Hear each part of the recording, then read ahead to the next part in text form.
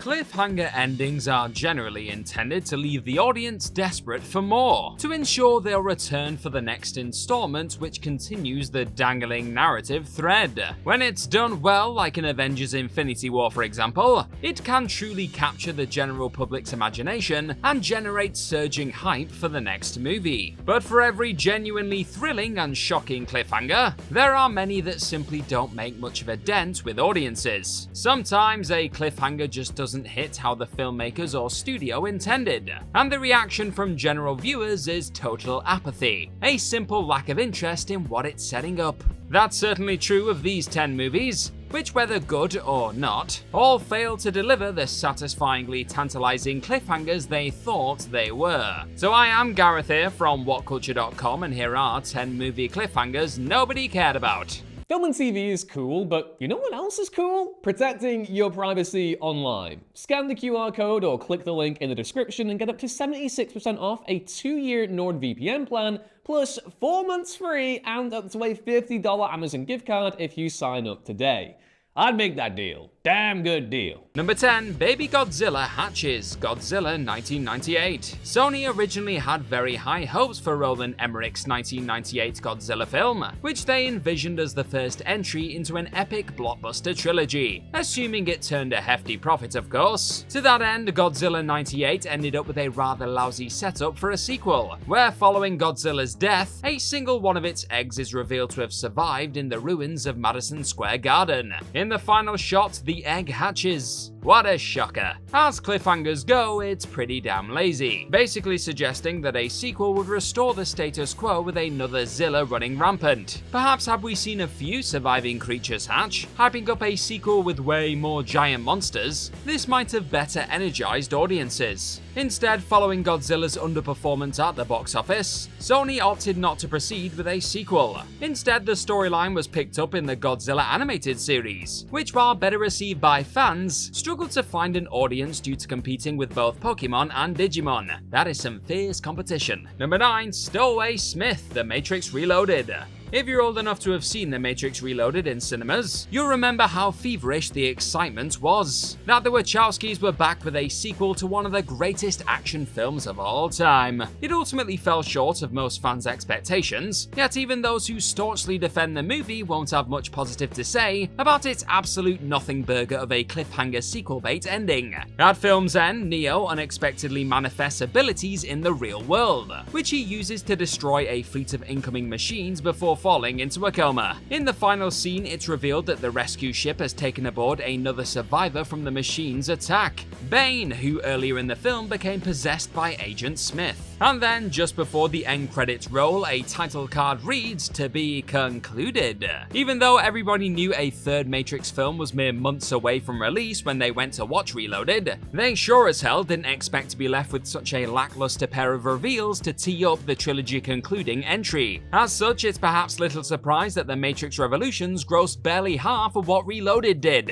Ouch. Number 8. Michael gets broken out of prison. Halloween 5: The Revenge of Michael Myers. Halloween 5: The Revenge of Michael Myers is a film that broke the audience's spirit early on, and basically never recovered from it. After Halloween 4 ended with a genuinely tantalizing cliffhanger which suggested that Michael Myers' niece Jamie Lloyd had inherited his killer instinct, the 5th film opened by basically negating it. The rest of the movie plays out rather dispiritingly, before Michael is captured by the police and set to be held in custody until his dying day. Except of course that doesn't happen. Instead, the movie ends when a mysterious man wearing all black breaks into the police station, murders all the cops, and sets Michael free. Even with the genuine mystery of the Man in Black's identity, it was tough to give much of a damn about this cliffhanger after the previous movie's considerably more compelling one was a massive cop-out. And as it turned out, the 6th film's explanation that a cult of druids were behind Michael's liberation didn't exactly impress many fans anyway.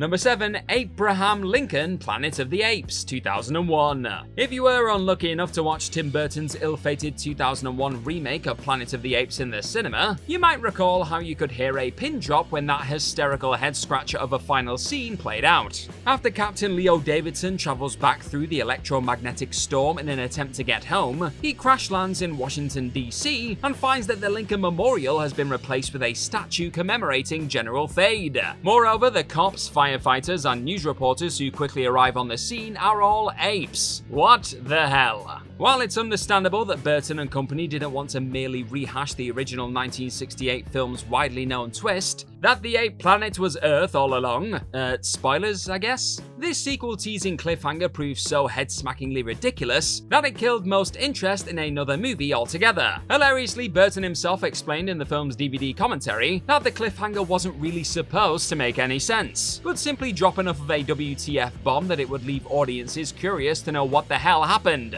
Evidently, the gambit didn't quite pay off, as despite turning a decent profit, both Burton and Fox swore off a sequel, putting the franchise on ice until 2011's reboot Rise of the Planet of the Apes. Can you remember another ending that made you audibly ask WTF just happened? Let us know down below in the comments section, my friends. Number 6, Mr. Sinister is coming, XMen Apocalypse. Despite being the penultimate mainline X-Men movie, XMen Apocalypse was actually intended to set up a whole new era of X-Men films prior to Disney's acquisition of Fox. The post-credits scene showed a fleet of men in black suits raiding William Stryker's Weapon X facility and retrieving samples, before a closing shot of a briefcase reads Essex Corp. First and foremost, this meant absolutely nothing to non-comic book fans, who wouldn't in any way appreciate that this was teeing up Nathaniel Essex, aka Mr. Sinister, to be the X-Men series' next big bad. Secondly, given that this movie had literally just spent 144 minutes ruining one of the most iconic comic villains of all time, Apocalypse, why the hell would anyone be excited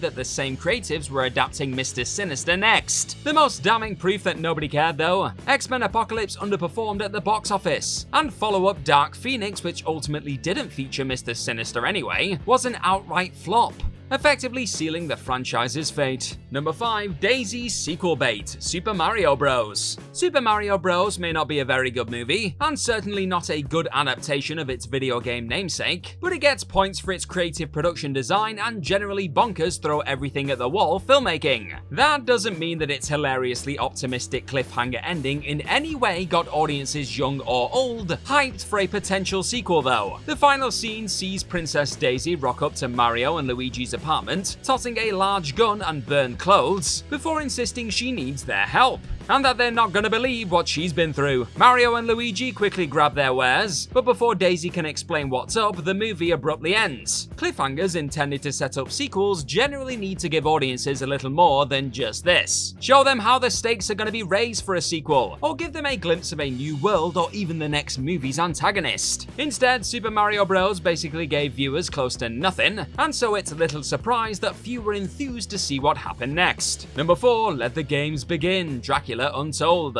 Shortly before Dracula Untold's release, the film reportedly underwent reshoots to retroactively fashion it as the first entry into Universal's new Dark Universe, a cinematic universe set to feature the studio's most iconic monsters, like the Mummy, the Wolfman, Frankenstein, and the Invisible Man. Despite this, Universal denied claims that Dracula Untold was the series' launching pad, perhaps in part because said reshoots resulted in such a lackluster, unimpressive setup for future stories. The film's tacked-on present-day epilogue sees Vlad, aka Dracula, meet up with a woman, Mina, who bears a strong resemblance to his dead wife, Marina. The master vampire who first turned Vlad into a vampire is then revealed to be watching them, and as they walk away, the master vampire quips, "Let the games begin." Evidently, the ending placed Vlad in the present day in order to set up his future interactions with the other monsters in the Dark Universe, with the master vampire possibly acting as the Nick Fury-esque link between them all. Audiences were more confused than interested though, and so Universal decided to relaunch the Dark Universe with Tom Cruise's The Mummy a few years later, which similarly failed to strike a chord with viewers. Well, at least they tried, twice. Number 3, Quintessa Lives, Transformers: The Last Night. Transformers: The Last Night may not have been a billion-dollar mega hit like its predecessor, but it still grossed over $600 million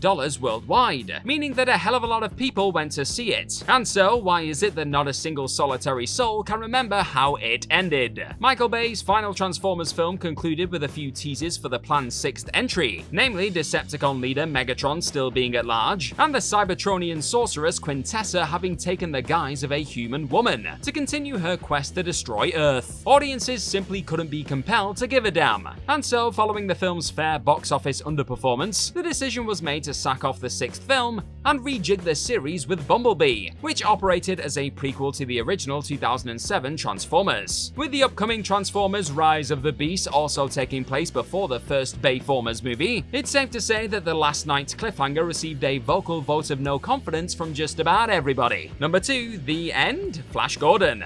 Though you've probably seen Flash Gordon, do you remember that it ends with a blatant setup for a sequel? Don't feel bad if you don't, because it's a completely forgettable non-entity of a sequel tease. After the evil Ming the Merciless is killed and the day is saved, we cut back to Ming's magic power ring, which is picked up by a hand wearing a black glove, all while Ming's signature laugh rings out and The End appears on screen. Again, it's perhaps the least interesting part of a thoroughly entertaining, unapologetically camp space opera, enough that many forget the cliffhanger even happens at all. More to the point, audiences of its era clearly weren't enamored much, given that Flash Gordon underperformed at the global box office, and only solidified itself as a cult classic in the years that followed. And given that any prospect of a sequel had dried up long before the movie became a home video hit, the sequel tease again fell upon deaf ears. Number 1, Dom and Little B's Ambiguous Fates, Fast X. The generally middling reception to the most recent Fast and the Furious movie, Fast X or Fast 10 or whatever it is, was topped off by the mesmerizingly cheeky manner in which it ended. Or rather, didn't end. After Dom rescues his son, Little B, from villain Dante Reyes, he's forced to drive off the edge of a dam in order to avoid 2 remote-controlled trucks from crashing into him at the top. Dom's car eventually hits the water at the bottom, and both father and son manage to escape to the surface mostly unscathed. But at that moment, Dante then blows up the dam, leaving the fates of Dom and Little B apparently uncertain moments before the end credits roll. Needless to say, the series has such comically low stakes for its characters, who can be constantly resurrected without consequence or logic, that it's near impossible to be even remotely concerned for Dom or his son. We know they're fine, so what's the point? To hammer home the utter listlessness of this cliffhanger, the film's final scene immediately afterwards brings Giselle back from the dead, again compounding that death means absolutely nothing in these movies, because the audience isn't worried for Dom or Little B, and few will give much of a damn that Giselle is back either. The whole ending falls laughably flat. At least Hobbs is back though, right? Yeah! Missed that goatee.